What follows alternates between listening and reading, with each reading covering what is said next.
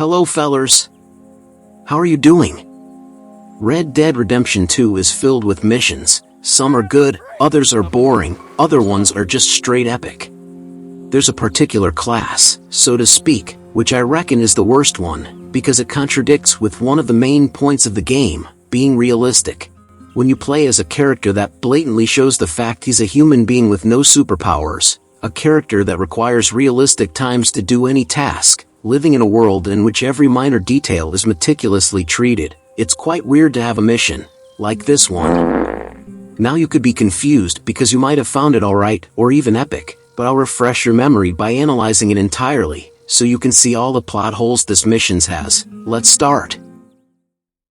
Of course, this is a Sadie mission, which means it will most likely involve mass shootings because apparently Sadie can just be a killing machine in this game. Firstly, how in the actual heck did they think approaching a maximum security prison with a damn wooden boat would be a good idea?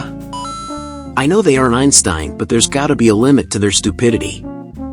It's also true that they didn't have much more choices, but they could have at least done it during nighttime, in order not to get spotted even before touching the shore, don't you think so? Okay, let's assume they were running out of time and they made the conscious decision to do such a risky rescue. Arthur was gonna die anyway and Sadie risks her life constantly after all.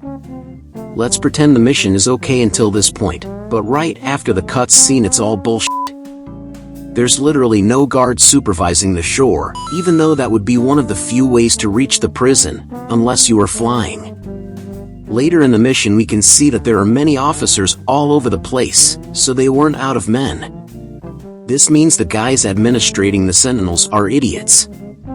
After Arthur kills this guy, the game forces you to shoot and this causes an alert, which doesn't bring to anything because literally no one does anything until a certain moment. Take them out, and let's go get our boy.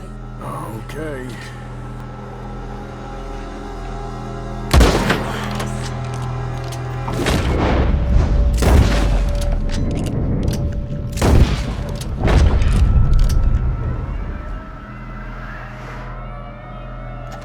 Wait, shit!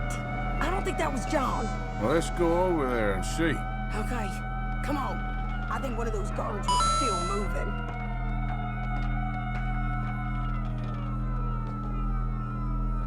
Then Arthur and Sadie reach the officers he shot before and one of them is still alive even though you can literally headshot both of them.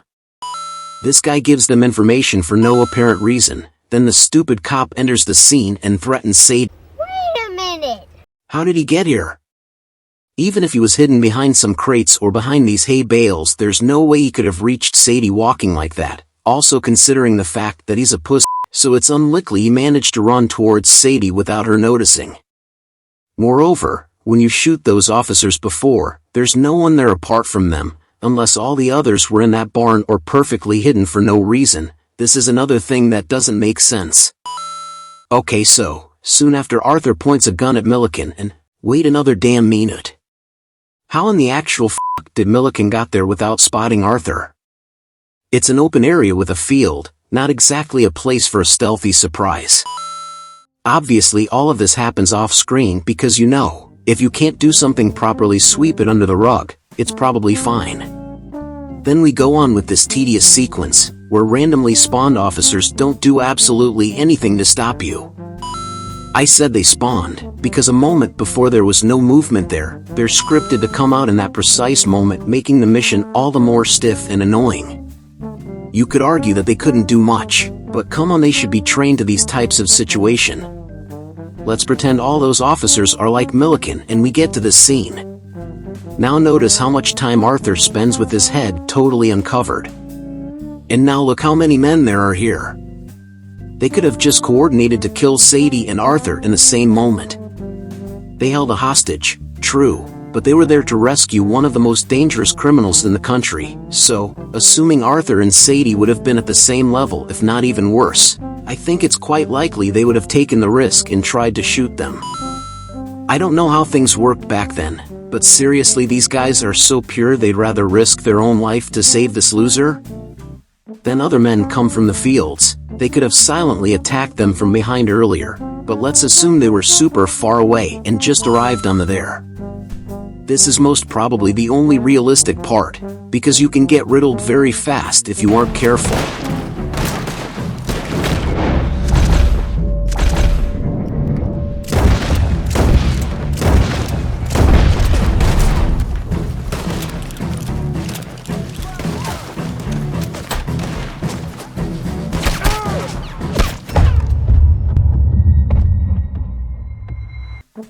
Then we get to probably the stupidest scene.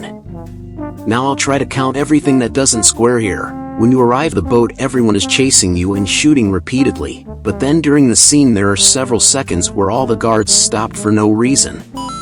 When you get on the boat, some officers spawn in an impossible angle considering there was literally nothing there 2 seconds before. Then they ridiculously try to shoot them with no success, and no one targets the boat even if it would be a perfect way to slow them down and destroy them right after.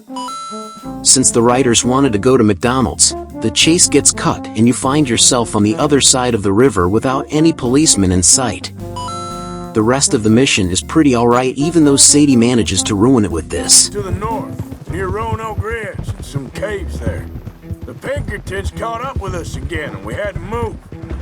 Yeah, seems Molly ratted us out, the bitch. I know Molly wasn't exactly a likable character, but if you think about it, despite no one really cared about her, her death was a shock and even Susan wasn't too proud of it.